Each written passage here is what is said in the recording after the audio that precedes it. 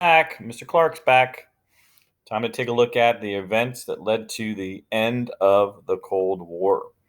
We'll be looking at the causes, the key people or players or players involved in regard to bringing an end to the Cold War. We'll look at many major details and the long-term effects of the end of the Cold War. As we go through it, make sure you have out your Google Doc opened up to the PowerPoint topics. What you should really do is, if possible, watch the video lesson on a secondary device, your phone, or if you have YouTube streaming on your TV, you can watch it there. As we go through it, you just fill out the responses that are underlined, so you make sure you're understanding and paying attention to everything as we go through it. It's also something, too, you can reference for the upcoming assessment on topic 19, so you could use that to help you study and prepare for that assessment. All right, so we look at the history of the Soviet Union. Soviet Union existed for a short period of time, I guess, in the grand spectrum of world history. Russia, for a long period of time, for over 300 years, from 1613 through 1917, had been controlled by the Romanov dynasty. That family had controlled that country. It was a czarist system. Czar is a position in Russia, very similar to emperor or king. So it was a long-standing monarchy there. In 1917, Tsar Nicholas II, the last of the czars, abdicated the throne in March of 1917 for a short period of time. From March through November of 1917, they had a provisional government under Alexander Kerensky, who controlled Russia for a short period of time, but eventually, in the fall of 1917, Vladimir Lenin and the Communist Party ousted Kerensky and took control of Russia. They established eventually the Soviet Union, the Union of Soviet Socialist Republics. Basically, the unification of 15 republics under one flag, the Communist flag. You can see that up top.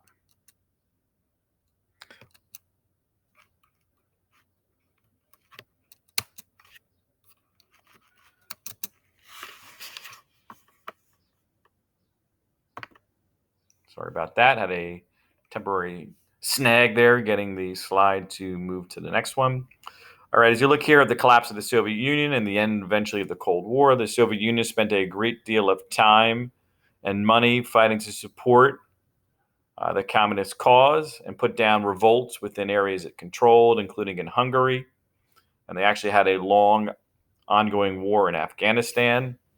They're also investing a lot of money. We had looked at it during the early stages of the Cold War. A couple areas kind of emerged, a couple big races ongoing. The arms race, no legs, just arms, where they were attempting to see if they could outdo each other in terms of building up their military. It had started with the United States development of the atomic bomb. The Soviet Union attempted to catch up. Later on, too, the space race, which was actually an area the United States initially fell behind in. If you remember, the first satellite to orbit the Earth was the Soviet satellite Sputnik, and the United States kind of had a ongoing fear amongst their citizens and even the government that we had fallen behind, and as a result, we began to invest more money into mathematics and science.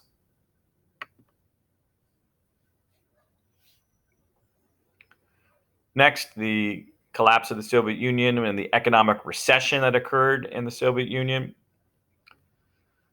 Beginning in 1986, the Soviet Union began significantly cutting funding to its satellite states, or the Soviet bloc countries that are synonymous, means the same thing. The move was usually discussed as the beginning of the end for the Soviet Union as they experienced a recession very similar to that of the Great Depression in the United States in the 1930s. The Soviet Union struggled economically throughout the 1980s. The new Soviet leader, Mikhail Gorbachev, introduced two new concepts in the Soviet Union. There were kind of, you can see there even the visual, you see the United States and the Soviet Union kind of shaking hands there a little bit, as well as the European Union, which is the other symbol on the, I guess, the shirt sleeve of the person on the right side. You also see the Glasnost, you see the Kremlin, and the United States Capitol. So we see here kind of a blend. So Glasnost was a Russian word, one of the policies that Gorbachev introduced, a policy of openness, which called for greater transparency in the Soviet government, allowing for more freedoms, freedom of speech, freedom of the press. We're also going to move forward and see more economic freedom for those in the Soviet Union. Another big policy to go along with Glasnost was perestroika, a Russian word for restructuring, which is a movement to reform the Soviet Union, allow for some additional private ownership of some businesses. Within a few years, many of the countries under the Soviet control began to break away under a series of revolutions to kind of oust communism from their country. These are the Eastern European Soviet bloc countries, countries like Czechoslovakia, Poland, Hungary. By 1991, the Soviet Union will be completely dissolved. There's Gorbachev, the leader of the Soviet Union, who's credited with kind of brokering the end of the Cold War. Gorbachev's leadership overlapped with Reagan and George Herbert Walker Bush. So from 85 through January of 1989, Gorbachev worked with Reagan. And then when George Herbert Walker Bush was sworn into the presidency on January 20th, 1989, he worked with Gorbachev through 1991. In terms of the Cold War, he was known for beginning of a liberalization in the Soviet Union. He promoted the policies, as we mentioned, of Glasnost and Perestroika. These are two steps that moved the Soviet Union towards a more democratic society. There's our president, President Reagan. Reagan, obviously president from 81 to 89. In terms of the Cold War, he was known for being cooperative and working with Gorbachev. He gave a very famous speech that we'll look at a little bit more, and I'm going to post a link for it on the document. So if you want to take a look at the short clip on Reagan delivering this speech, I asked Mr. Gorbachev to tear down the Berlin Wall. President Bush, Reagan's VP, so he's not president during the early part of the negotiations with Gorbachev, but as vice president, he certainly is somebody who's in the mix in terms of negotiations and ongoing relations with the Soviet Union. He would be president in November of 1989 when the Berlin Wall came down. He continued to improve relations with the Soviets as they transitioned into independence, or the separation, really, the independence of Russia from the Soviet Union and the Soviet bloc countries, which then transitioned into free democracies. As the Soviet Union collapsed and broke apart, Gorbachev retired. This allowed Boris Yeltsin to become the first popularly elected president of the Russian Federation. His election marked the new beginning in Russian history. Here's Reagan delivering that speech in 1987. President Reagan visited West Berlin and gave a very famous speech about the failures of communism. In this speech, he asked that Mr. Gorbachev would open up the gate, bring East and West back together, and that's when he demanded that that wall come down. The actual fall of the Berlin Wall in November of 1989. Many East German citizens were already escaping the communist world by going into Austria through Hungary, where the border fences were coming down. Thousands of East Berliners soon overwhelmed the guards and crossed into West Berlin, and the wall would come down for good a few weeks later. And you can see the newspaper headline from November 11th, 1989, the beginning of the end of communism. And you can see the wall starting to come down. It's also one of those events, too, where you kind of know where you were. I remember when the wall first came down here on November 11th, 1989. I was in freshman composition class at Montclair State University during my college years, and I remember that very clearly. Soviet bloc nations revolted. The Soviet Eastern Bloc, or satellite nations, which were the nicknames of the Eastern European countries. Well, 6 of them fell in the fall of 89. So right around the time the wall's coming down, these countries, East Germany, Poland, Czechoslovakia, Hungary, and Bulgaria all overthrew their communist governments relatively peacefully, while Romania's revolution was a little bit more violent in nature. So we look there, those are the countries that kind of split apart. So the Soviet Union dissolved into 15 separate countries: Armenia, Azerbaijan, Belarus, Estonia, Georgia, Kazakhstan, Kyrgyzstan, Latvia, Lithuania, Moldova, Tajikistan, Turkmenistan, or Uzbekistan, the Ukraine, and we have Russia as the largest in terms of lettering there, just because it's the largest and most significant country that's separated from the old Soviet Union.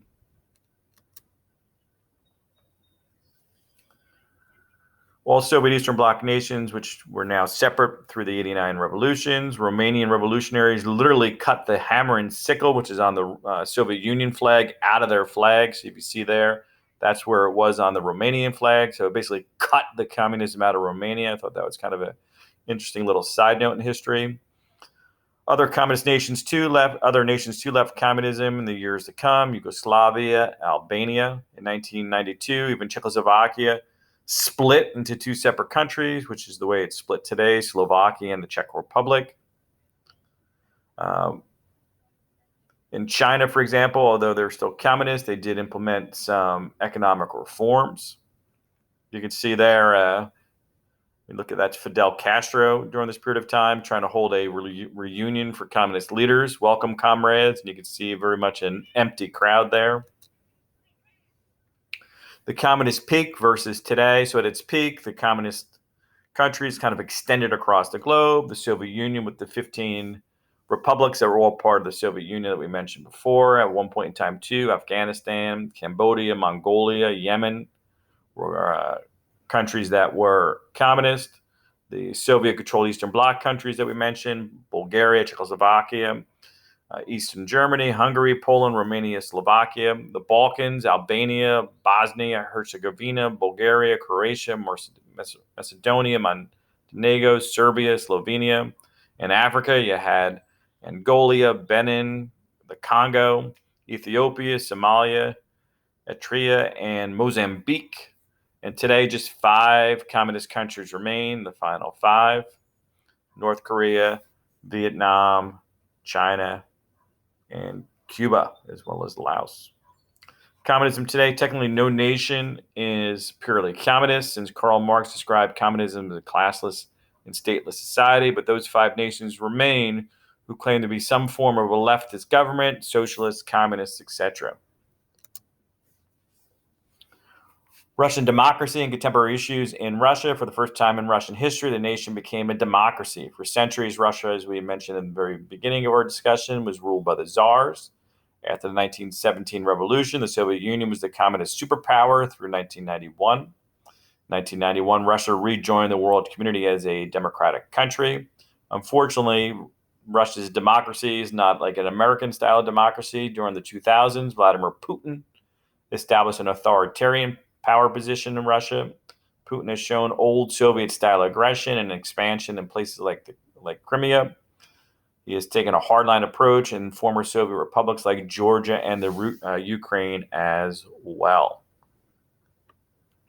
So that's pretty much our discussion on the end of the Cold War. And with the end of our discussion on the end of the Cold War, Mr. Clarke is